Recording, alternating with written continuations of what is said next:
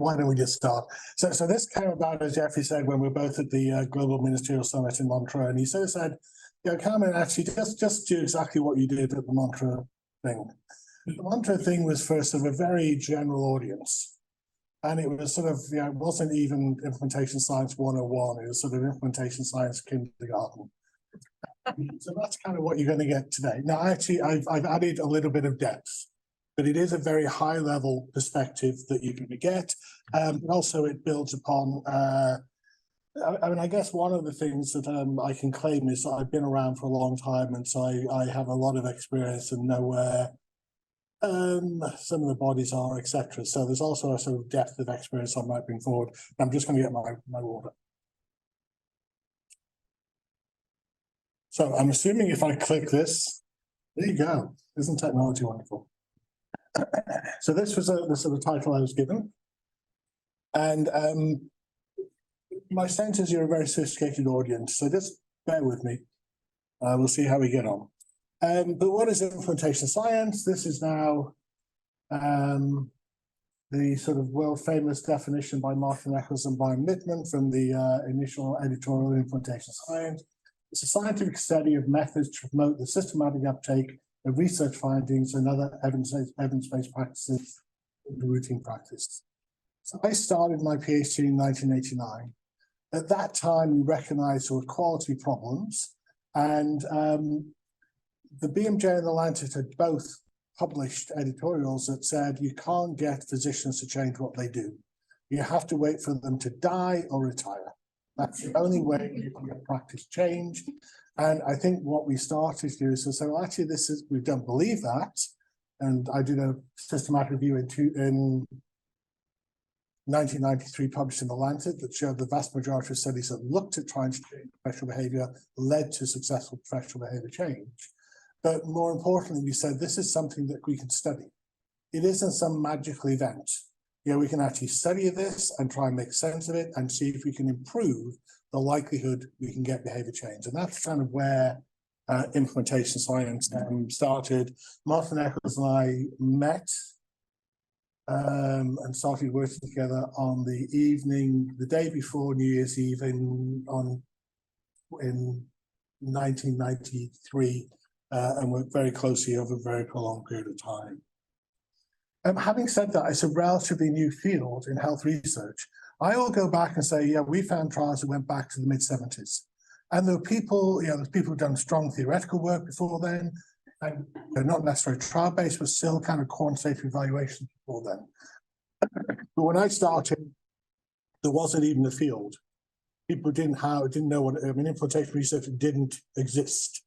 And it's only really, I think, in the last 10 to 15 years that we've seen this explosion globally, recognizing the importance of this for healthcare systems around the world. So I think it is, even though you can say it's, you know, whatever, 40 years old, I think really it's only in the last 10 to 15 years, and it's the kind of time frame of this institute in terms of where we're really seeing, I think, a very substantive effort. It's inherently interdisciplinary. So the people on the right-hand side of the slide are my fellow scientists in the Centre for Implementation Research in Ottawa, and we have people with experience in medical education, cognitive psychology, user-centered design, statistics, journalology, integrated knowledge translation and knowledge translation models, shared decision-making, health economics, nursing, and in particular sort of theoretical development of context, and also Justin Presso, who's a health psychologist, was not with us that day because his first child was being born, which we let him off on that basis. And my sense is we need this range of disciplines if we want to make sense. So we need to work with people in healthcare systems who've got the clinical content knowledge and the system knowledge. There's no kind of group that's got a monopoly on the knowledge that will solve this problem. And over time, I've seen what's happened is people come in from different disciplines with great ideas. Our discipline will solve your problem. And normally about 2 or 3 years afterwards, they say, it's really hard, isn't it? I didn't realize that. Isn't it really kind of hard? It's really interesting. And so I think we need to find ways in which we can create spaces where you've got this discipline mix. It sounds like what you have here. I've got a whole talk on different bits of implementation research, but fundamentally we need a broad range of inquiry. I spend a lot of my time doing systematic reviews and sort of barrier assessment, developing interventions of trials, but there's a wide range of methods that we need to address this. And because I'm going to maybe talk about a little bit about my perspective, it doesn't mean that in any way I'm suggesting that's right and that is only the information we need. And I think the other thing is it extends quality improvement and continuing professional development approaches.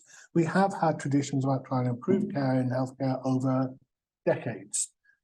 Often, they basically have a relatively fixed set of tools. Implementation science just starts to broaden that set of tools in a way that is useful. So if I think about patient safety,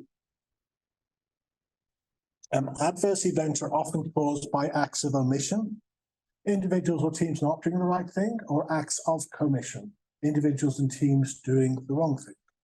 And both of those, I don't know what the split is, but both of those can occur. Ugh. And the reasons for this could be due to factors at the individual, team, organizational, or system level. So correspondingly, approaches to improve patient safety may have to target different and often multiple levels. Again, this is one of the complexities. It's not just about trying to change the behavior of an individual clinician. That individual clinician is embedded within a team, within a complex system, which is often not designed to support that person to do the right thing. We've found time and time again that if you look at clinician knowledge and their intentions, their knowledge is usually good enough. May not be perfect, but it's good enough. And they intend to do the right thing. But there's a whole range of things in the environments and spaces they work in that just get in the way, the very practical stuff of, I could spend an extra 30 seconds doing this, or I can have a pee. Sometimes can be kind of one of the deciding factors in healthcare settings. We don't provide supportive environments for healthcare professionals. But this, Jeff has already mentioned this. Many years ago, or really from the start, we started to define this as an issue of behavior change. So when I started, there were a lot of people talking about, it's the first wave of guideline, of the modern guideline issue, and people talk about using guidelines. Do clinicians use guidelines? And I had no idea what that meant. Did it mean they had to go down and pull the guideline and look at it with the patient there? What happens if they had internalized the guideline and this is just, and they're practicing according to the guideline? So I didn't know what it meant, but we could observe behaviors. We could observe whether the behaviors were aligned with what the evidence said or not. So we started to think about observable behaviors as the endpoint, and that started to get us to recognize that this is about changing behaviors. That in general, any approaches to improve patient safety will require key actions, whether they're patients, healthcare professionals, managers, and who are to change their behaviors and decisions, and they are living and working in complex environments and the sort of day-to-day sort of challenges that they face. So, I used to have hair before I knew Simon French, but this is now his famous model. At the Montreux Ministerial Summit. This was one of the plenary slides presented by a Swiss colleague, Simon. So you're famous, well done. But this came out of work that was done when Simon was doing his PhD, where at the time it was probably the most sophisticated approach we've done to trying to design an intervention. And in particular, we were trying to be very explicit in surfacing what our assumptions were. The rationale about why we were sort of designing the intervention the way we were, and we suggested that Simon wrote it, but you can think about this in a four-step approach, and this is a very overly simplistic, but I think incredibly powerful and helpful model. So the first is to identify who needs to do what differently, and so really from a behavioural perspective, specifying what changes need to be done from a behavioural point of view. About many years ago, I visited the Royal Women's Hospital in Melbourne, and they said their number one quality problem was about the active third stage of delivery during childbirth. So this is once the baby has been delivered, once the placenta's been delivered, providing the mother with an injection, which basically constricts the blood vessels in the uterus, which means that it reduces the risk of postpartum hemorrhage. And they had defined this as we have 4 stages of active third stage of labor. And I said, well, what does that actually mean? What are the behaviours we have to change? Well, someone needs to recognise that the placenta has been delivered, and someone needs to give the injection. Who's about? Well, you've got a midwife who catches a baby, catches a placenta, and you've got another midwife who comes in during the pushing stage to provide support to the mother and to help. After the baby's been delivered, the midwife who's caught the baby has a whole range of things that they need to do to sort of try and encourage bonding between the mother and the child. Certainly sort of encourage early sort of nuzzling or whatever else. So there's a lot of stuff that midwife then has to do. The midwife who's come in to basically help largely kind of tidies up, cleans up, and then goes to the next one. And so it's like, okay, there's 2 behaviours, there's 2 people in the room. It seems fairly obvious that the midwife who catches the placenta might be a good one to sort of say, hey, placenta's out. But it also seemed like, well, you've got a midwife who's just there who could easily give the injection. And it just changed the tenor of the conversation in the room. It had been this abstract thing, then all of a sudden it was becoming much more concrete. And the midwife there was like, well, actually, we've got to think about this. And so we found that the more you can be specific about the behaviours that need to change and who need to change them or do them, it helps about thinking about how we can actually start to think about interventions. Step 2 is what factors determine whether or not they do it, what are the barriers and enablers. Step 3 is choosing strategies that can be used to target those factors. Step 4 is we evaluate. When I speak to healthcare service audiences, one of the things I would say is that clinicians and managers are very solution-oriented. They've been trained to do it. That's actually why they often want to become healthcare professionals. But they often jump to step 3 without thinking about steps 1 and 2. And so I think the power of this model is by saying, think. If anything, this model is think before you do something and think carefully. But it's a very useful model for that perspective. So we've developed tools for each of these steps. So in terms of who needs to do what differently, Justin Presell, building on, basically, I think the TAC framework from health psychology, which is about 30 to 40 years old, and basically suggesting an implementation science perspective, we can do, it is good for us to think about specifying the action, what's the behavior that needs to be changed, the actor, the person who does or could do the action targeted, the context, the target, which is who are they doing it with patients, and the time. Again, this is just a way of starting to think through what's the reality of it. And you can do this with really simple behaviors where it's just one person. You can do this for cascades of behaviors. Person A needs to do this, person B needs to do that, person C needs to do this. So you can use either of any of these approaches, but it's very useful. And what we found again is if you just use this almost as an exercise with people at the healthcare system level, they work out this is actually really complex. Things that look like really simple to do actually don't as soon as you start to get them to think about, well, what does this mean and what are the realities of the people who are doing them? In terms of identifying barriers and facilitators, and we've very much been working with health psychologists. And again, I think this is I don't think this is the solution. I think it's part of the solution. But in particular, Susan Mickey is a very close friend and colleague. And 17 years ago, she published this paper, which was the Theoretical Domains Framework, where she basically took 128 constructs and the 33 best validated theories and said, how many unique ideas are there from psychology about what drives our behaviors? And originally she came up with 12. The list on the right-hand side of the screen is the TDF2, which is 14 views. But these are the things that psychology says drives our behaviors. Again, why this is useful is that most psychological theories or all psychological theories are incomplete. None of them cover all of these 14 things. So if you choose an individual theory, it may be you're missing some of the really important barriers. So there's a very well validated psychological theory called the theory of planned behavior, which is used a gazillion times in research still, because it's well operationalized. It's a great thing to do that if you're doing a master's or a PhD in psychology, you do a TPB study.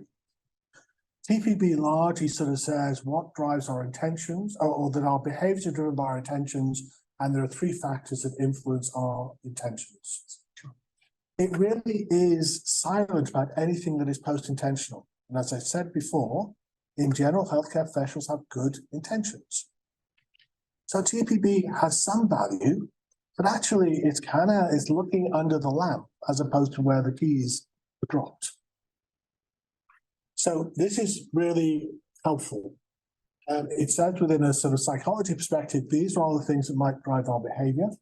And you can, in an interview or survey, I prefer to use in a more interview perspective because of the richness of the data you get, you can very quickly work out which are the key domains and what are the beliefs and belief structures in those domains that might be. You can do this on average. A TDF interview with a healthcare professional will take between 30 and 45 minutes. We've had an orthopedic surgeon do one in 11. We've had some people do an hour and a half. Okay.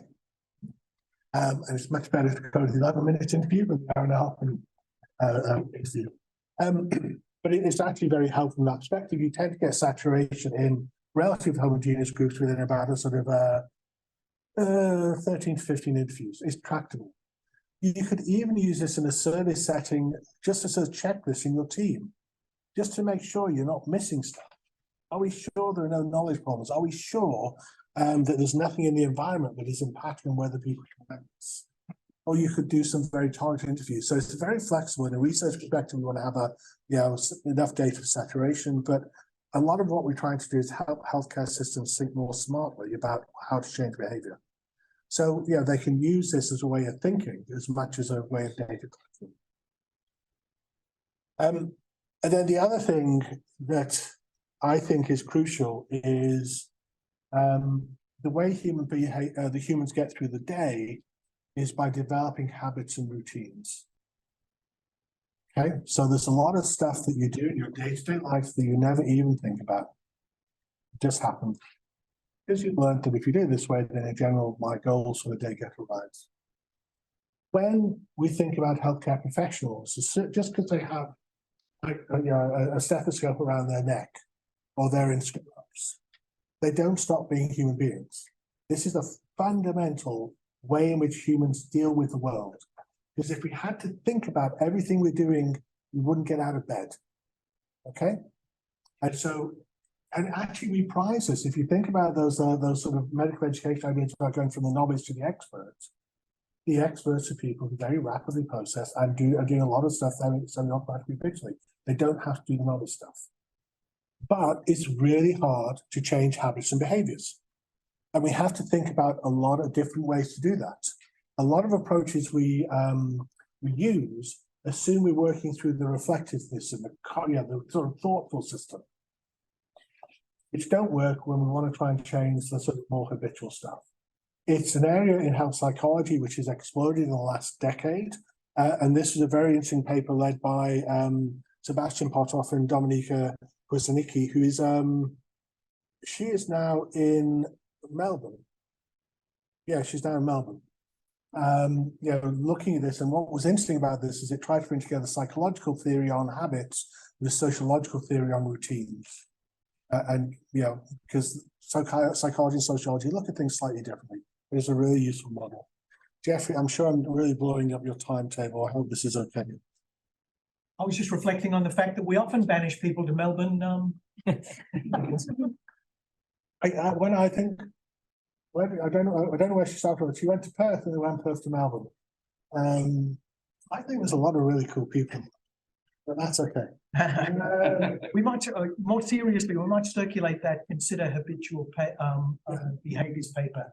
I noticed that's in Social Science of Medicine. That's a very useful paper. It is, and some of the authors there. So Ben Gardner is probably the leading health psychologist in the UK, focusing on habit. I mean, you've got the greats like Mary Johnson here, but Bas Plankin was probably the person in the early 2000s who's working in this space. There has been a book on habit in psychology, and I think it's one of those areas where, you know, the more we think about that, it's going to help us. Jeffrey. No, and we know quite a lot of those people Yeah. on the list, and that's a great contribution. Thank you. So in terms of designing interventions, Diana Parker, who's she was a professor in health psychology. I'm not quite sure what she's doing now. She worked with James Raisin in Manchester. Yeah, at one point in time, just sort of said, you know, kind of 3 ways to improve safety. You know, one is you can kind of intervene at the system level. These are great for black and white things where you don't think there's going to be unanticipated consequences. In general, there are not many things that are black and white and where you can just do a system change and it will make things right. The second is you can produce guidance. But in general, and she's a health psychologist, so you know, it's actually coming down to behavioral approaches. And often you need a mix of these. And then some of the other things that particularly, you know, from I think we're working here as well, is there are different levels of way at which we can intervene. We can intervene at the federal level, at the state level, at the regional level, the healthcare organization, or the healthcare professional level. And one of the challenges when you're designing interventions is thinking, you know, what is the right level at which to intervene? Because sometimes, certainly if you can do something at the federal level, you, or the Commonwealth level, your reach is great. And if it's going to be, and potentially, you know, even small effects from a federal or Commonwealth policy would be huge. And it may be much more efficient than trying to get to, whatever, 10,000 surgeons in Australia. There are lots of things we can do. This is the ERIC taxonomy. You can see it kind of cut off. I've lost 41 to 50. And so the challenge is often not, you know, the challenge is, well, what should we do? And even if you look at those which are kind of quite high level, often sort of often more about delivery mechanisms rather than about behavior change interventions. Within those, you can also think about you know, what are the behavior change approaches that are engaged. So this is again work done by Susan Meeke, where she identified 93, or an international consensus group identified 93 behavior change techniques. And I see these as the behavior change atoms. Yeah, they're supposed to be the smallest irreducible unit of behavior change, but we build behavior change molecules and we put them together. And often if you're thinking about, well, we need to do some education, you can often think about what can we do to optimize that by embedding more behavior change approaches. What we find is that people are not really often do not get the maximum bang for the buck out of their intervention because they don't actually think about how do we optimize that to increase the likelihood of behavior change. And these tools can help with that. But when we look across this, Andy Oxton, my lovely esteemed colleague, in 1996, had a paper in the Canadian Medical Association Journal, said no magic bullets. All of these solutions work some of the time. None of them work all of the time. It's unclear when they do work, whether they maximally improve practice. It's unclear when they do work, whether they represent the most efficient use of scarce health quality, care quality improvement resources. So I think the biggest Achilles heel in implementation science and implementation practice has been about designing smart, affordable interventions that are, you know, theoretically coherent and address the key barriers. And when you look at the evidence, this is just to show we've got lots of evidence. I'm going to come back to audience feedback, but this was the update of the audience feedback review in 2012. There were 140 trials at that point in time. The median improvement was about 4% in absolute improvement with an interquartile range of 1 to 6%. If you look down there, okay, there's fewer studies on opinion leaders, but we've got lots of information around on-screen point of care reminders, meetings and workshops, and the educational outreach visit is updating woefully. If you look at all of these, and don't worry too much about this slide, or particularly don't worry about the 95% competency. I don't know what they mean. It's just that the pointer screen and the meetings workshop did do a formal meta-analysis, but the kind of confidence intervals are what's the 95% confidence interval around the average effect size. What you've got in the interquartile range, you get a much better idea about the distribution of effects you've seen. So in audience feedback, in 25% of the studies, you had either no effect or things worsened. And in 25% of the studies, you had over a 16% absolute improvement. If you look at the spread, what you see, all of these spreads are kind of, big spreads in terms of what the effects are that we're seeing. And what this kind of suggests to me is that, yes, audience feedbacks are generally effective, but we don't necessarily understand when best to use it and how to optimize it. If we could routinely design audience feedback to get to a 6% improvement or an 8% improvement, that would be a huge increase. Just to go back to the audience feedback example, a colleague in the UK, Sarah Alderson, provided feedback to try and reduce opioid prescriptions in West Yorkshire.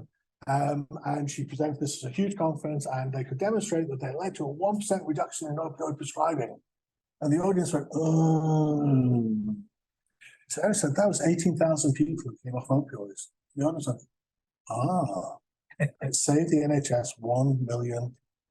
So, going from 4 to 6% or 4 to 8%, that can have huge population and system impact.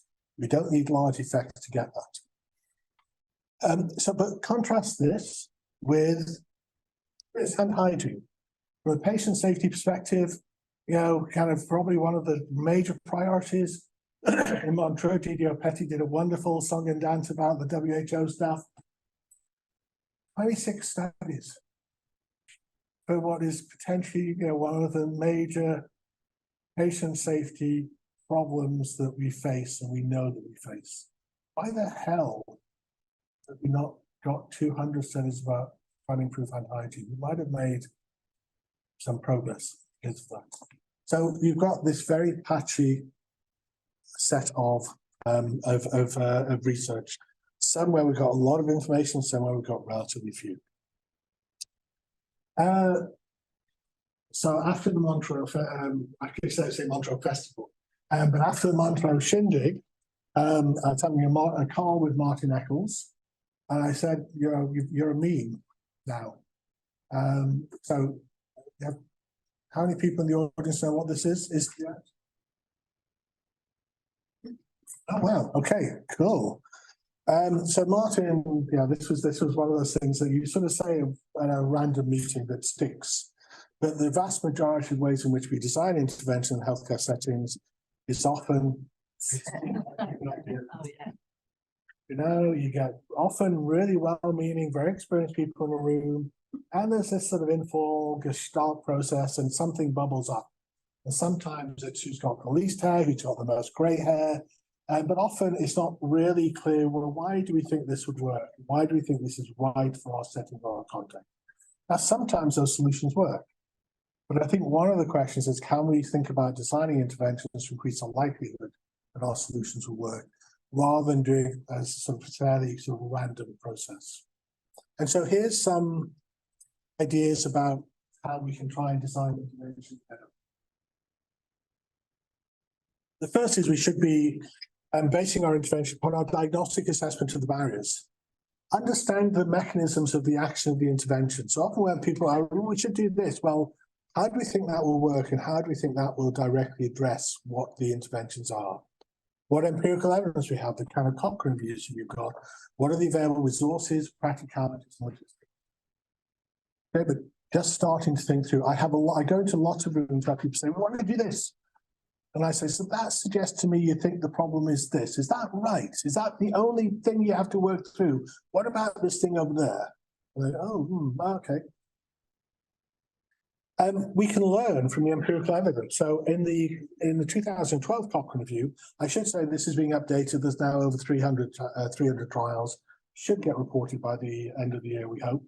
Larger effects were seen if baseline compliance was low, if the source was a supervisor or colleague, provided more than once, provided in both verbal and written formats, and including both explicit targets and an action plan. Okay. Some of these are very strongly theoretically supported. Some of these are less so. But if you're designing audit and feedback, we should be thinking about these things. These are some ways in which we could potentially optimize what we need to do. We're going to stick with audit and feedback as an example. I think audit and feedback is really good because it addresses a fundamental cognitive constraint or weakness of human beings. That is that we're not very good at assessing ourselves. Alice Adams, working with this very esteemed group of people, did a systematic review in 1999. This needs updated. Anyone looking for a project? She basically looked for studies that reported what clinicians said they did, and then when there's what objectively their practice was.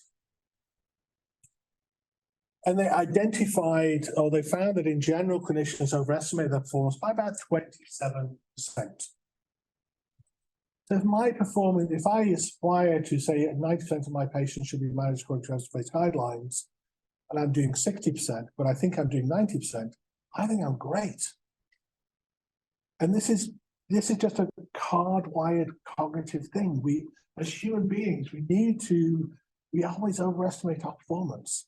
No one in this room is in the bottom half of drivers. We're all in the upper half of driving proficiency. If we kind of had a realistic view about how our lives looked, we probably wouldn't get out of bed in the morning.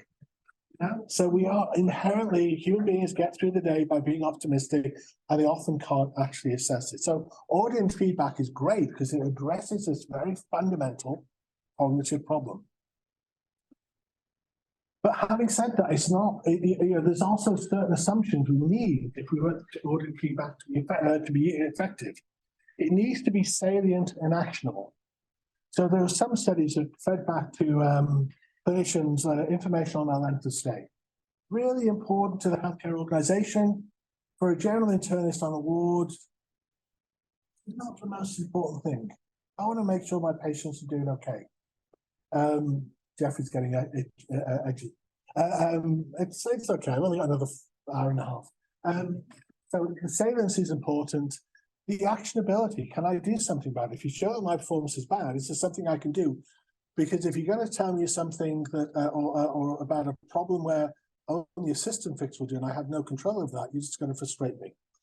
The healthcare professionals are motivated to undertake the cognitive change behavior, they often are, and that they receive the feedback. There's lots of times where feedback is given to healthcare, to the hospital. We have no idea whether the clinicians on the ground actually get it or how that works through. Do they trust data collection analysis? And I've talked about the last one.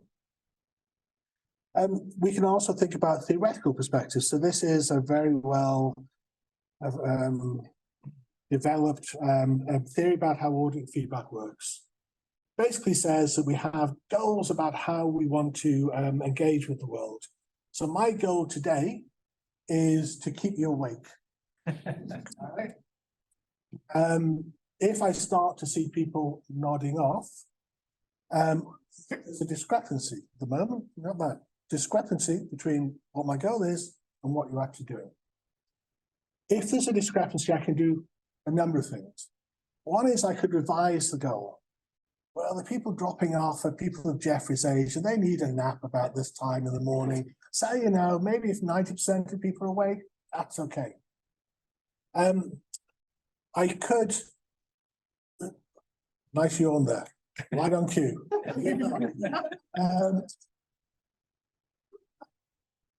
Could decide if all of you are doing this. I'm just going to give up. Yeah, I'm the jet lag person, but you're the guys that are all falling asleep.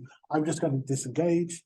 Or I could say, oh, there's a few people, there's a guy yawning there. I'm going to start waving my hands and try to have direct line insight with him. I do apologize, direct line insight with him. It's not how keep me awake. And so again, this is how we as human beings seem to interact with the world. And if you think about professional feedback, I want to be a good doctor. I want to be a good nurse. There are any healthcare professionals that don't want to be a good clinician. The moment I think I'm doing quite well, then you provide me with performance feedback. I'm doing so badly, I'm just going to give up. You know, just, yeah, I'm just never going to be able to do that. So we have to be careful about that. But if done well, it can stimulate you to think, well, what can I do to change my practice to get me closer to where I want to be? So there's a lot of theoretical insights that we can use. This is also learning from the field. My colleague, Jamie Briho, he went and interviewed something like 30 world experts on feedback from a variety of different disciplines. So from, you know, there was from health psychology, educational psychology, social psychology, management sciences, education, etc., showed them examples about how feedback was done in healthcare settings and asked them, how could this be improved?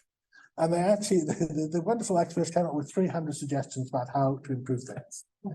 But when we're talking about this, we thought there must be some low-hanging fruit. There's some stuff that we should be able to recommend to the field now. And so, you know, we basically came up with these 15 suggestions. Some of these are empirically supported, some of them are theoretically supported, and some of them represent that kind of tacit body of knowledge that the experts had. But again, if you're designing feedback, you should try and accommodate as many of these as possible to increase your likelihood. Now, one of the issues is some of these are conflicting. Okay, so you can't do all 15 because there's trade-offs between them. But you know, this is again a way in which we can be more thoughtful about our intervention design. I'm going to wrap 5 more slides, Jeffrey.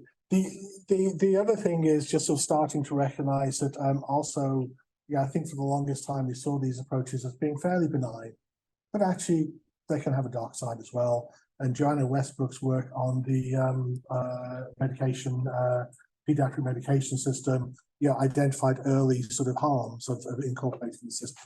And this was a nice paper by Jamie Catlow, who's a endocrinologist or surgeon, I think, in the UK, where he did a qualitative study and asked people who were receiving feedback about colonoscopy performance indicators, you know, about whether there were potential harms or whether there were gaming of the system, and identified things that, you know, were kind of not, you know, not kind of pretty nice. So one of the performance indicators was something about the minimum length of time that the colonoscope needs to be in someone's colon. And people said they didn't do it, but their new colleagues who just kind of maybe just keep the colonoscope in there for 30 seconds to meet the 5-minute target rather than anything else. So again, I think as we think about interventions, we should be thinking about, are there risks of harm or risks of gaming? Can we mitigate them or not? And we have a colleague, Ailey Duncan, who's done a really nice paper on, you know, basically, you know, with traffic lights, but, you know, under these circumstances, you should probably never even think about feedback. Under these circumstances, yes, we have to mitigate these areas. These are areas where feedback would be very helpful. And the final part of the design piece is just, you know, using things like human factors approaches and system approaches to ensure that you're designing interventions that are likely to be helpful, beneficial. Designed for the way people are, not the way we wish they were. Lots of implementation projects develop Rolls-Royce interventions where we think the world is this very cognitive, reflective place and clinicians have lots of time, and then we're surprised when they don't work, and we should be trying to adapt systems to people rather than the other way around. Evaluating intervention, I'm not going to say anything here, except I think we need to do rigorous, ambitious, preferably cluster trials or well-designed quasi-experimental evaluations at scale. Too often we say we can recruit 20 general practices. So we'll find a way of making our sample size wide for the 20 practices. But actually, to address the question, we need 200. Good sciences, we can't find the 200. And I see the kind of the trial as being the core, but you need to build then a range of other forms of inquiry around it to maximize what the learnings are. And again, Joanna's work was really, which I wasn't aware of for the Montreux Festival, but it really sort of highlighted that idea of using mixed methods to shine different lights in ways that are really helpful. So just to go back to the French model, what you've got on the right-hand side of the screen is that there are tools, ways of thinking about things. This isn't, you know, one of the things to say though is this is science. These are ways of seeing the world. There are other people. If Carl Mays was here, he would have talked about a different model, the normalization process theory. That's absolutely fine. And one of the things that we need to recognize is that there isn't this sort of this tome of what implementation science isn't or is or isn't.